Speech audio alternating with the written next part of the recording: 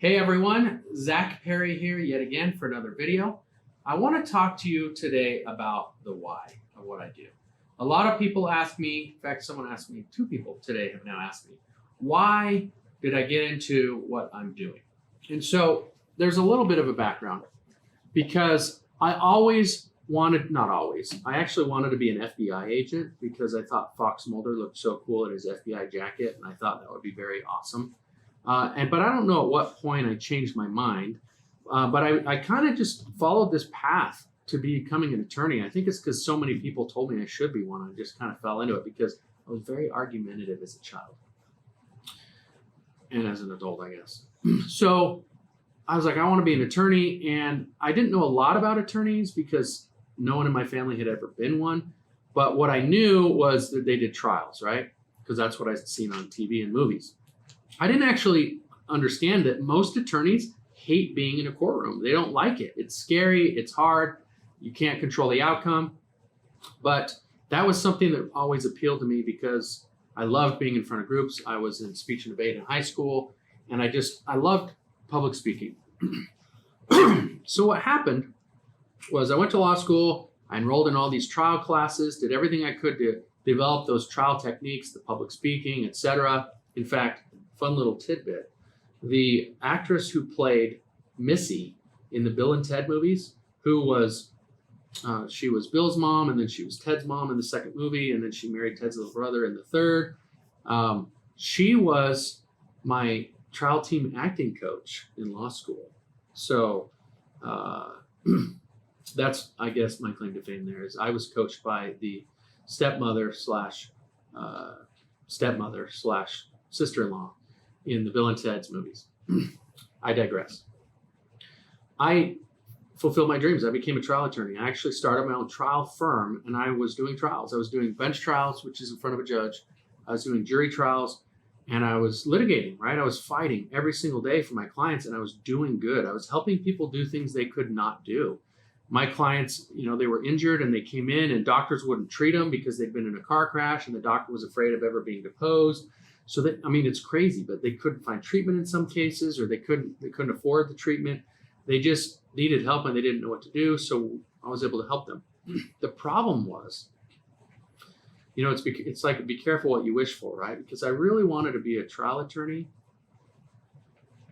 and I loved it, and it was exciting, and I could be passionate, I could help people, but I didn't understand the personal cost that it was taking, the toll it was taking on my health, my family life. Because when you fight all day, every day, and I'll let you in on a little secret that if any of you have ever been involved with litigators, you probably already know this. Litigating attorneys are babies. They're big babies. When things don't go their way, they attack you, they insult you, they threaten you.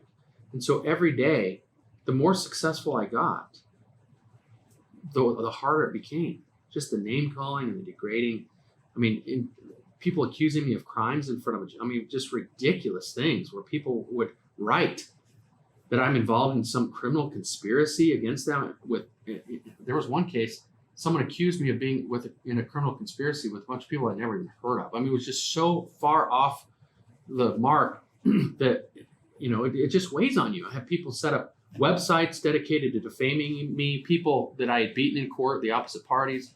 One guy purchased a URL to defame me and then just made all sorts of ridiculous claims like that I pickpocket homeless vets in my spare time, or that I got my law degree from some online Guatemalan inmate law school. So it just really weighed on me, and I didn't recognize the burden it was taking because it was just kind of this slow burn until I stumbled upon the IGIC in my own practice. And when I realized how cool it was, and I started talking to other attorneys about what we were doing to finance our case costs, and just seeing the light turn on, I was like, hey, I could do this. This is something I could do. I could help people in a different way. I'm not helping hurt people who can't get treatment. I'm helping people who need help with finances, because it's a complicated world out there, and we don't understand finance and math, and we don't understand the intricacies because there's so many voices and so much information. We get overloaded and we don't know what to pick. And so I was like, hey, I can do this.